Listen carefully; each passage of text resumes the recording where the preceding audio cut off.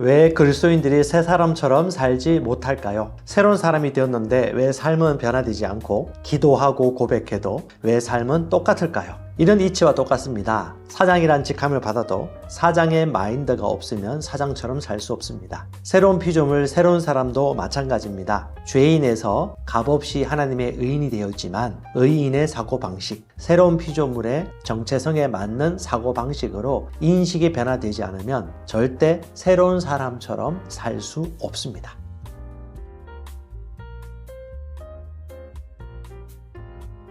그래서 많은 사람들이 물어봅니다. 왜 나는 거룩한 사람처럼 살지 못할까요? 왜 나는 새로운 피조물처럼 행동하지 못할까요? 왜 자꾸 죄책감과 염려에 또 쉽게 빠질까요? 왜 나는 말씀대로 생각하지 못하고 내 삶은 여전히 똑같습니까? 고군분투하기도 하고 마음의 힘겨움도 있겠죠. 그 이유는 무엇 때문일까요? 두 가지를 생각하면 되겠습니다. 우리는 새로운 사람입니다. 예수를 믿고 죽음에서 건진받은 새로운 피조물은 새 사람이 맞습니다. 하지만 그 마음의 생각에 뭔가 걸리는 것이 있는 것이죠. 이렇게 생각하면 좋을 것 같습니다. 이 세상에는 거짓말을 하는 자가 있고 거짓말을 잘 받아들이는 자가 있습니다. 거짓말하는 자는 마귀입니다. 그는 성경에서 볼 때 요한복음 8장 44절에서 거짓의 압이라고 말합니다. 말하는 것마다 거짓말이에요. 진짜 정체성이 아닌 거짓자의 정체성을 심을 수 있도록 끊임없이 속입니다. 그것을 잘 받아들이는 새로운 피조물은 새로운 피조물의 마인드가 없기 때문에 자꾸 실패하거나 변화가 없거나 정죄감이나 죄책감에 빠져 살 수밖에 없습니다.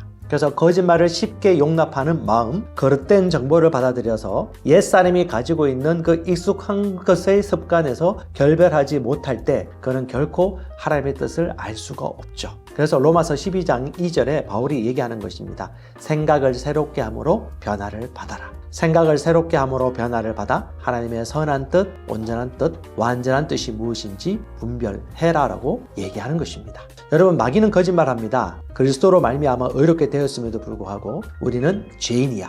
넌 죄인이야. 그리고 너는 구원받은 형편없는 죄인일 뿐이야. 하는 것마다 잘 될 수가 없어 라는 말을 계속해서 받아들일 때 인간의 뇌는 옳고 그른 것을 분별하는 자정작용이 없어요. 자꾸 듣는 것이 옳다고 인식합니다. 그러므로 우리가 거짓말의 정보를 계속해서 분별 없이 받아들이면 그것은 우리의 거짓 자아 정체성을 형성하게 되어지고 우리의 생각이 거짓 자아에 매몰되어 있기 때문에 삶 또한 새로운 피조물의 삶의 결과가 나올 수가 없습니다. 요한복음 8장 44절 얘기합니다. 마귀는요 거짓말쟁이고 거짓의 압이라. 그는 우러나오는 것들을 얘기한다. 그 근본 본성 자체가 거짓입니다. 그러므로 내 마음과 의식 가운데 거짓 정보가 어떤 것이고 진리가 무엇인지를 분별하는 것이 중요하죠. 많은 사람들이 무지에 의해서 쏘가 넘어갑니다. 자, 로마서 3장에 한번 가보겠습니다. 로마서 3장에 묘사하고 있는 이 내용은 거듭나기 이전에 불신자들을 말하는 것입니다. 기록된 바와 같이 의인은 없나니 없도다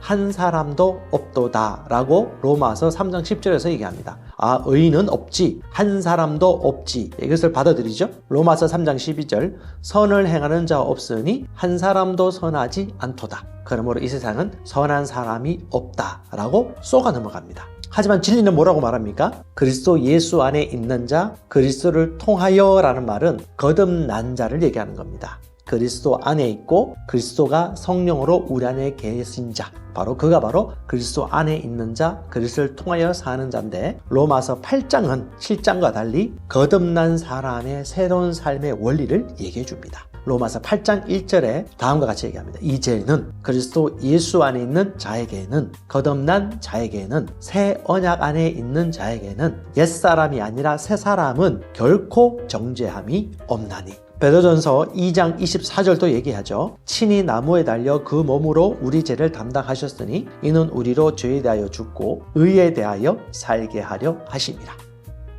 저와 여러분은 죽었다가 살아났기 때문에 이제는 의에 대해 사는 자가 되었습니다. 이것이 진리입니다. 그러므로 이전 것은 지나갔다라는 것이 실제 우리의 의식과 뇌 가운데도 각인이 되는 것이 중요합니다. 그러면 여러분과 저는 누구일까요? 그리스도 예수 안에 있는 우리는 누구일까요? 내가 누구인지 진짜 정체성을 살펴보십시다. 자, 여러분, 우리의 정체성은요 행위에 기반한 것이 아니고 영적 출생, 본성에 기인한 것입니다. 우리는 영적으로 출생했고 본성이 완전히 변화된 자입니다.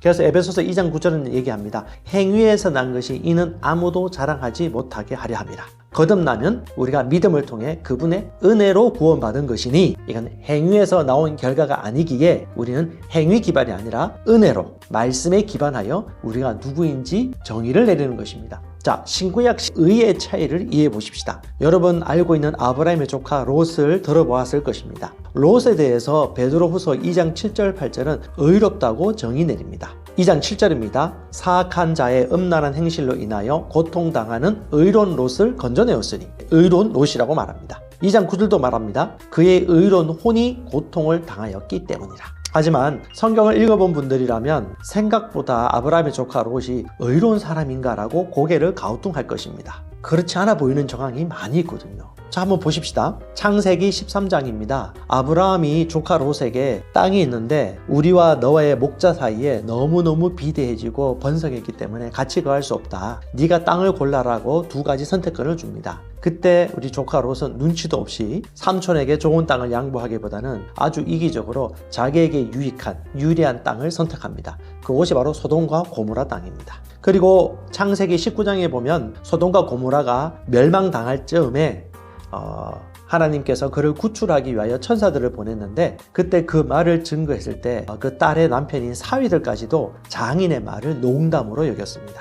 평소에 그의 행위와 그의 신뢰가 그들 가족과의 관계에서 별로 형성되지 못한다는 것을 볼 수 있죠. 그리고 심지어 딸들로 말미암아서 임신을 함으로 말미암아 그 두 딸로 말미암아서 모압과 암몬이라는 조상이 우리 딸과의 관계를 통해서 태어나게 되어집니다. 어찌 보면 롯의 삶의 행위를 보면 그렇게 본받거나 의롭다고 얘기할 수 없어요. 더군다나 심판을 당할 때도 롯은 지체합니다. 빨리 가지 않고요. 심지어 그의 아내는요, 세상 것을 너무 탐닉하다고 소돔과 고모라 땅을 뒤돌아보다가 소금기둥이 되어버립니다. 근데 성경에 보면 하나님이 자비를 베푸십니다. 아브라함을 기억하여 롯을 건져주십니다.